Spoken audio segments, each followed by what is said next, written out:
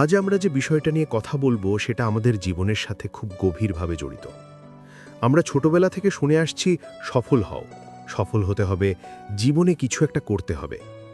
পরীক্ষার সময়, রেজাল্টের সময়, চাকরি খোঁজার সময় আত্মীয়-স্বজন, বাবা-মা, সমাজ প্রায় সবাই একটা কথা খুব জোর দিয়ে বলে, সফল না হলে মানুষ গণ্য করবে না। কিন্তু কখনো কি ভেবে দেখেছি এই সফল হওয়া বলতে আসলে আমরা কি বুঝি?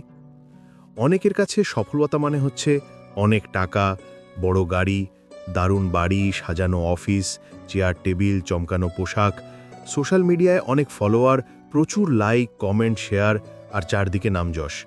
কেউ কেউ মনে করে বিদেশে চলে গেলে, বড় ডিগ্রি থাকলে, অনেক টাকা রোজগার করলে, মানুষ চিনলেই মাথা নিচু করে সম্মান জানালে তাহলেই সে সফল। কিন্তু একটা প্রশ্ন, এই সব পাওয়ার পরেও যদি ভিতরে ভিতরে শান্তি না থাকে, যদি রাতের বেলা বিছানায় শুয়ে মনে হয় ভিতরে একটা ফাঁকা, একটা শূন্যতা, একটা অদৃশ্য কষ্ট, তাহলে কি তাকে সত্যিকারে সফল বলা যাবে? শুধু অন্যের চোখে বড় হওয়া আর নিজের চোখে ছোট হয়ে যাওয়া, একে কি আমরা সফল জীবন বলতে পারি?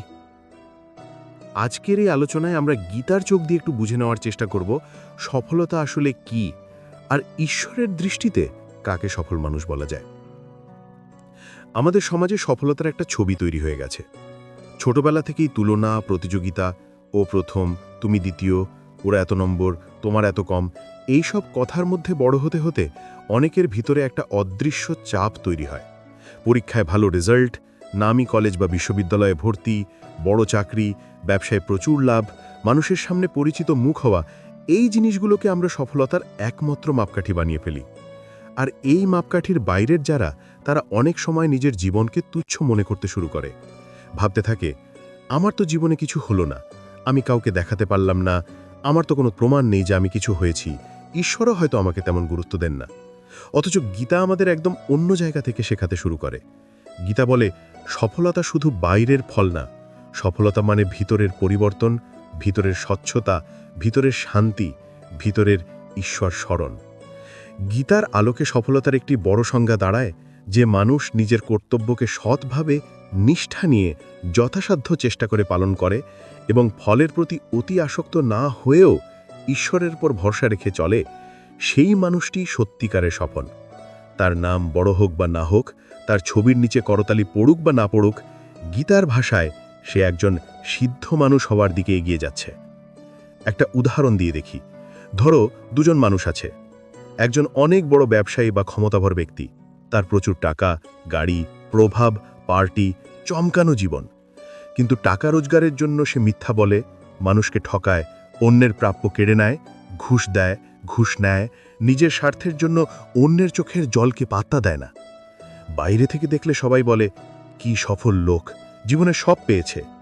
অনেক সময় টিভি, সোশ্যাল মিডিয়া, খবর, সব জায়গায় তার কথা, তার ছবি, তার সফলতার গল্প। কিন্তু ভেতরে, তার মনের ভেতর কি সত্যিই শান্তি আছে? সে কি রাতের বেলা বিছানায় শুয়ে নিশ্চিন্ত শিশুর মতো ঘুমাতে পারে? তার এই সব অর্জনের উপর ঈশ্বরের দৃষ্টিতে আশীর্বাদ আছে, নাকি এক ধরনের সতর্ক সংকেত আছে?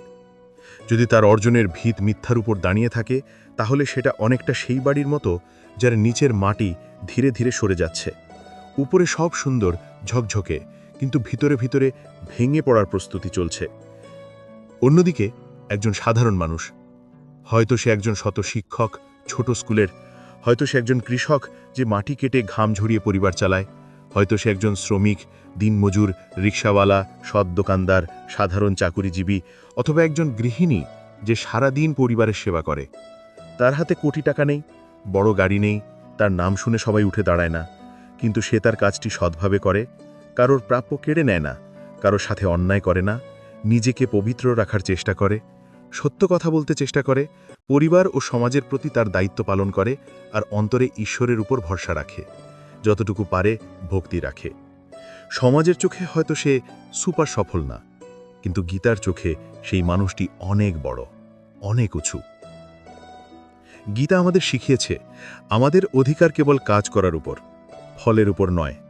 আমরা কাজ করি, যতটুকু আমাদের সাধ্য আছে, যতটুকু আমাদের দায়িত্ব, সেটা সৎভাবে করি। ফল কিভাবে আসবে, কখন আসবে, কত আসবে, এই হিসেব ঈশ্বরের হাতে। অথচ আজ আমরা কি করি? আমরা সফলতাকে শুধু ফল দিয়ে মাপতে যাই। ওর এত টাকা, ওর এত নাম, তাই ও সফল, এই বিচার করি। এর মধ্যে একটা বড় ভুল লুকিয়ে থাকে। কারণ এই ফলের হিসেব সবসময় চোখে দেখা জিনিস দিয়ে বোঝা যায় না। কেউ কেউ জীবনে সামান্য অর্জন করেও ভিতরে ভীষণ শান্ত, আবার কেউ বড় অর্জন করেও ভিতরে ভীষণ অশান্ত। সত্যিকারের সফলতা দুটি স্তরে থাকে, বাইরের এবং ভেতরের। বাইরের সফলতা মানে প্রয়োজনীয় জিনিসের ব্যবস্থা, জীবনকে চালানোর জন্য কিছুটা স্বাচ্ছন্দ্য, মানুষের সাথে ভালো সম্পর্ক, কাজের ক্ষেত্র কিছুটা সুগঠিত হওয়া, পরিবারের প্রয়োজনে কিছুটা স্থিতি। ভিতরের সফলতা মানে মন শান্ত থাকা, নিজের কাছে সৎ থাকা, অন্যের ক্ষতি না করে চলতে পারার গর্ব, ভুল করলে তা মানতে পারা, ক্ষমা চাইতে পারা, ঈশ্বরের উপর আস্থা রেখে চলা, মৃত্যুর কথা ভাবলে পিছনের জীবনের জন্য অত অনুশোচনা না থাকা। গীতা আমাদের সবচেয়ে বেশি গুরুত্ব দেয় এই ভিতরের সফলতার উপর, কারণ বাইরের সব কিছু একদিন রেখে যেতে হবে, কিন্তু ভেতরের যে গুণাবলী, যে ভক্তি, যে সত্যনিষ্ঠা, যে পবিত্রতা, এগুলো আত্মার সম্পদ হিসেবে থেকে যায়। আমরা অনেক সময় ভাবি, আমি তো তেমন কিছুই করতে পারিনি, বড় ডিগ্রি নেই, বড় নাম নেই, আমি খুব সাধারণ। কিন্তু কখনো ভেবে দেখেছ, তুমি যদি প্রতিদিনের ছোট ছোট কাজে সৎ থাকো, অন্যের উপকার করো, কেউ না দেখলেও নিজের নৈতিকতা ধরে রাখো, প্রয়োজনের সময় কারো পাশে দাঁড়াও, দুর্বলকে বাঁচাতে চেষ্টা করো, তবে তোমার জীবনের সামনে ঈশ্বরের চোখে একটা আলাদা মর্যাদা তৈরি হয়। পৃথিবীর কাগজে কলমে তোমার নাম না থাকলেও ঈশ্বরের দৃষ্টিতে তুমি অদৃশ্যভাবে চিহ্নিত হয়ে যাচ্ছ, দৃঢ়চরিত্র মানুষ, ভক্তিপূর্ণ আত্মা, সৎকর্মী। অনেকেই বলে, আমার বন্ধুদের দিকে তাকাও, কেউ বিদেশে, কেউ বড় কোম্পানিতে, কেউ অনেক নাম করেছে, আর আমার বেতন কম, আমি গ্রামের স্কুলে পড়াই, আমি দোকানে কাজ করি, আমি বাসা সামলাই, আমি কি করে সফল? এই তুলনা করতে করতে আমরা নিজেদের ছোট করে ফেলি। কিন্তু গীতা আমাদের শেখায়, তোমার পথ তোমার, অন্যের পথ অন্যের, একজনের স্বধর্ম অন্যের থেকে আলাদা। তুমি কৃষক হয়ে সৎ থাকলে একজন ডাক্তার হয়ে মিথ্যা বলা মানুষের থেকে তুমি কম সফল নও। তুমি যদি তোমার নিজস্ব পথটা সৎভাবে নিষ্ঠা নিয়ে ঈশ্বরের স্মরণে থেকে হাঁটো, তবে তুমিই সত্যিকারের সফল। তুমি কাকে হারালে, কত দ্রুত এগোলে, এইটা সফলতার মাপকাঠি নয়, বরং তুমি নিজের ভেতরের সততাকে কতটা রক্ষা করলে, এটাই আসল বিষয়। ধরো একজন মা আছে, সে নিজের সন্তানকে ভালো মানুষ বানানোর জন্য নিজের অনেক ইচ্ছে, অনেক স্বপ্ন, অনেক আরাম ছেড়ে দিয়েছে। সন্তানকে মানুষ করতে করতে হয়তো সে নিজের কেরিয়ার ত্যাগ করেছে, নিজের পছন্দ অপছন্দ দূরে সরিয়ে দিয়েছে, সারা জীবন সংসারের জন্য সংগ্রাম করেছে। তার নামে কোনো সার্টিফিকেট নেই, তার ছবি কোনো বড় বিজ্ঞাপনে নেই, বইয়ের পাতায় তার নাম নেই, কিন্তু তার ত্যাগ, তার স্নেহ, তার ভালোবাসা, তার প্রার্থনা, এগুলো ঈশ্বরের কাছে কত বড় সফলতা জানো? সে হয়তো কোনো মঞ্চে দাঁড়িয়ে পুরস্কার পায়নি, কিন্তু ঈশ্বরের দৃষ্টিতে সে এক মূক নায়ক, এক নিঃশব্দ সফল মানুষ। ধরো একজন যুবক, যার খুব বেশি সুযোগ নেই, পরিবারের আর্থিক অবস্থা ভালো না, তবুও সে ঠিক করল, আমি মিথ্যে দিয়ে উপরে উঠব না, আমি অন্যের প্রাপ্য কেড়ে নেব না, আমি শর্টকাট নিয়ে নিজের বিবেককে বিক্রি করব না, আমি সামান্য থাকব, তবুও সৎ থাকব। তার বন্ধুরা কেউ কেউ হয়তো শর্টকাট পথে চলে, মিথ্যে বলে, অন্যায় করে, দ্রুত আরাম পায়, তারা তাকে পিছিয়ে পড়া বলে হাসি ঠাট্টা করে, কিন্তু সেই নিজের ভেতরে ঈশ্বরের সামনে পরিষ্কার থাকতে চায়। এই ধরনের সিদ্ধান্ত গীতার চোখে মহাসফলতা, কারণ সে তার আত্মাকে সুরক্ষিত রাখছে, সে নিজের ভেতরের আলোকে বাঁচিয়ে রাখছে। সফলতার একটি গোপন দিক আছে। তুমি যাকে সফল মনে করে দৌড়াচ্ছ, সে নিজেও হয়তো ভিতরে ভিতরে শান্তি খুঁজছে। সে নিজেও হয়তো রাতে বিছানায় শুয়ে ভাবে, আমি এত কিছু পেলাম, কিন্তু ভিতরে যেন কিছু একটা কম, একটা ফাঁকা, একটা অস্থিরতা সবসময় কাজ করছে। অনেক সময় মানুষ এই অস্থিরতাকে ঢাকতে আরও বেশি কাজ, আরও বেশি অর্থ, আরও বেশি ভোগের পিছনে ছুটে যায়। বাইরের সফলতার পাহাড় উঁচু হতে থাকে, কিন্তু ভিতরের শূন্যতাও একইভাবে বড় হতে থাকে। গীতা আমাদের একটা ভারসাম্যের শিক্ষা দেয়। গীতা চায় না আমরা আলসেমিতে ডুবে থাকি, সবই তো ঈশ্বরের হাতে, আমি কিছুই করব না, বিছানায় শুয়ে থাকব, এভাবে না। গীতা স্পষ্টভাবে বলে, কর্ম করো, চেষ্টা করো, পরিশ্রম করো, উপার্জন করো, দায়িত্ব পালন করো, নিজের সামর্থ্যকে অকারণে নষ্ট করো না। কিন্তু সেই কাজের মধ্যে নিজের আত্মাকে বিক্রি করে দিও না, ন্যায়কে বিক্রি করে দিও না, সত্যকে রক্তাক্ত করে দিও না। তুমি যদি এই ভারসাম্যটা বজায় রাখতে পারো, সৎভাবে কাজ প্লাস ঈশ্বরের উপর ভরসা প্লাস ফলের প্রতি অতি আসক্তি না রাখা, তাহলেই তুমি গীতার ভাষায় সফল মানুষ। অনেকেই ভাবে সফল মানে বড় কিছু করতে হবে, বিখ্যাত হতে হবে, কিন্তু গীতা শেখায় ছোট কাজও যদি ঈশ্বরকে স্মরণ করে নিষ্ঠা নিয়ে সৎভাবে করো তাহলে সেটাই পুণ্য, সেটাই সফলতা। তুমি একজন শত দোকানদার হলেও যে কখনো মাপে কম দেয় না, তুমি একজন শত ড্রাইভার হলেও যে কখনো ইচ্ছে করে মানুষের সাথে ঝগড়া করে না, তুমি একজন শত কর্মচারী হলেও যে অফিসের সময় আলসেমি না করে মন দিয়ে কাজ করে, তুমি একজন শত ছাত্র হলেও যে নকল না করে নিজের চেষ্টায় পরীক্ষায় পাশ করে, কিংবা তুমি একজন শত গৃহিণী হও যে সংসারের টানাপড়েনের মধ্যেও ঈশ্বরের নাম স্মরণ করে ভালোবাসা দিয়ে সেবা করে, তোমার জীবন ঈশ্বরের চোখে ছোট নয়, অমূল্য। এখন নিজেকে প্রশ্ন করো, আমি সফলতা বলতে কি বুঝছি?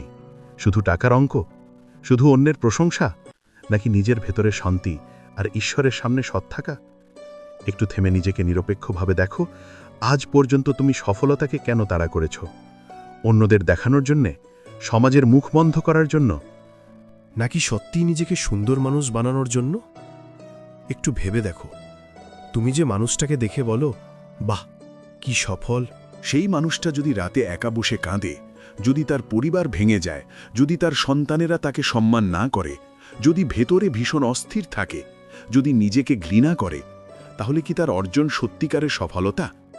আর উল্টোভাবে একজন মানুষ যদি খুব সাধারণ জীবন কাটায় কিন্তু অন্তরে শান্ত থাকে, ভক্তি থাকে, ভুল করলে কেঁদে ক্ষমা চায়, অন্যের উপর অন্যায় বোঝা চাপায় না, কারো প্রাপ্য কেড়ে নেয় না, তার সংসার, তার কাজ, তার জীবন ঈশ্বরের পথে রাখতে চায়, তাকে কি তোমার সত্যিই অসফল বলার সাহস হয়?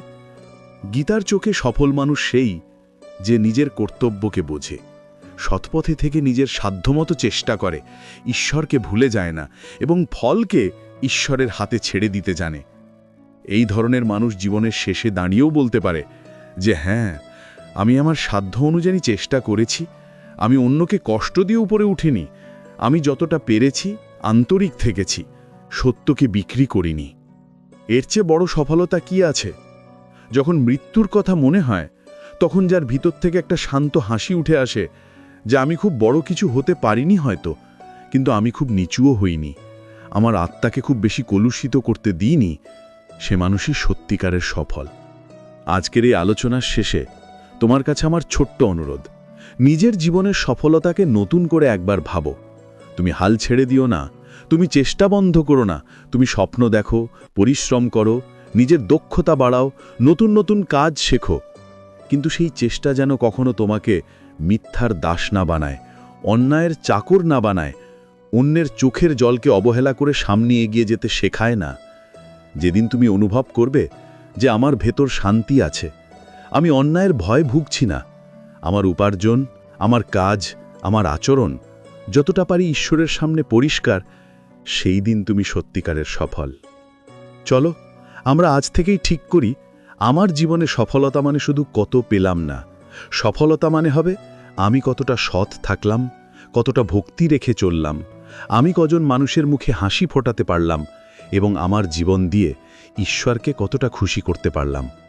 কারণ মানুষের করতালির শব্দ একদিন থেমে যায়, পুরস্কারের গ্লাসে ধুলো পড়ে, ছবির ফ্রেম পুরনো হয়ে যায়, কিন্তু ঈশ্বরের সন্তুষ্টি, তার দৃষ্টিতে আমাদের সত্যিকারের মূল্য, এটা কখনো ফুরিয়ে যায় না। সফলতার আসল মাপকাঠি সেখানে, তার চোখে, তার হৃদয়ে, তার ন্যায়ের আসনে। আর আমরা যদি একটু একটু করে সেই জায়গাটার দিকে হাঁটতে পারি, তাহলেই আমাদের জীবনের প্রতিটা দিন, প্রতিটা চেষ্টা, প্রতিটা ছোট ভালো কাজ সফলতায় ভরে উঠবে। আজকের এই কথাগুলো শুনে যদি তোমার মনে সামান্য হলেও কোনো প্রশ্ন জাগে, যদি একবার হলেও তুমি থেমে নিজের জীবনকে নতুন চোখে দেখতে চাও, তাহলে আমার এই ছোট্ট প্রচেষ্টা সফল। আমরা সবাই কোনো না কোনোভাবে সফল হতে চাই, কিন্তু আজ থেকে চেষ্টা করি শুধু মানুষের চোখে নয়, ঈশ্বরের চোখেও সফল হতে। প্রতিদিনের ছোট ছোট কাজে সৎ থাকা, অন্যের প্রাপ্য না কেড়ে নেওয়া, যতটা পারি সহানুভূতিশীল হওয়া এবং সব কিছুর ভিতরে ঈশ্বরকে স্মরণ করে চলা, এইটাই হোক আমাদের সত্যিকারের লক্ষ্য। তুমি যেখানে আছো, যেমন আছো, একবার নিজের মনকে বলো, আমি ধীরে হলেও সৎ পথে চলতে চাই, আমি ভেতরের শান্তিকেই আসল সফলতা মানতে চাই। মনে রেখো, অনেক বড় নাম হওয়া দরকার নেই, অনেক দূর দেখা যাওয়া দরকার নেই, দরকার শুধু ভিতরের আলোটা নেভাতে না দেওয়া। ঈশ্বর তোমার প্রতিটি সৎ চেষ্টা দেখছেন, তুমি একা নও। যদি মনে হয় এই ভিডিওটি তোমার হৃদয়ে একটু হলেও ছোঁয়া দিয়েছে, তাহলে তোমার নিজের জন্য নয়, আরেকজনের জন্য এই কথাগুলো পৌঁছে দিও। পরিবারের মাঝে, বন্ধুদের মাঝে, পরিচিত কারুর জীবনে হয়তো এখনই কথাগুলো দরকার। আমি প্রার্থনা করি, ঈশ্বর তোমার জীবনের সত্যিকারের শান্তি, সততার শক্তি আর ভক্তির আলো বাড়িয়ে দিন। তুমি যেখানেই থাকো, যেমন অবস্থাতেই থাকো, তিনি যেন তোমার প্রতিটি সৎ পদক্ষেপকে সহজ করে দেন, তোমার মন থেকে হীনমন্যতা দূর করে দিয়ে ভরিয়ে দেন আত্মবিশ্বাস আর আশায়। ধীরে ধীরে, ধৈর্য ধরে, বিশ্বাস নিয়ে এগিয়ে চলো। একদিন তুমি নিজেই বুঝতে পারবে আসল সফলতা তুমি ক্রমে ক্রমে পেয়ে যাচ্ছ। আজকের মতো এখানেই শেষ করছি। মন দিয়ে শোনার জন্য তোমাকে আন্তরিক ধন্যবাদ। সুস্থ থেকো, শান্তিতে থেকো, ঈশ্বরের স্মরণে থেকো। আবার কথা হবে অন্য কোনো দিনে, অন্য কোনো বিষয়ে। ততদিন পর্যন্ত ভালো থেকো, সুস্থ থেকো। নমস্কার।